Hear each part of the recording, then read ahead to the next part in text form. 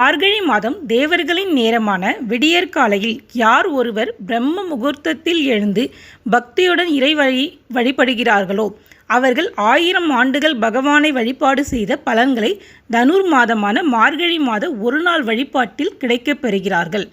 மாதம் முழுவதும் வழிபட்டால் எப்படிப்பட்ட பலன்கள் கிடைக்கும் என்பது கணக்கில் அடங்காது.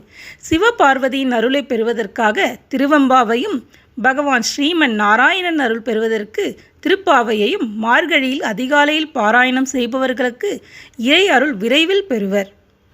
ஆண்டாள் அருளி செய்த 30 பாடல்கள் கொண்ட திருப்பாவையை ஸ்ரீ கிருஷ்ணருக்கு உகந்த மார்கழி மாதம் அதிகாலை பொழுதில் பாடி 27ஆம் நாள் கூடாரை வெல்லும் சீர்கோவிந்தா எனும் பாடலை பாடி மூட நெய் பெய்து முழங்கை வழிவார என்றபடி பெருமாளுக்கு நெய் நிறைந்த அக்கார வடிசல் நிவேதனம் செய்து அன்னதானம் செய்வது நலமளிக்கும்.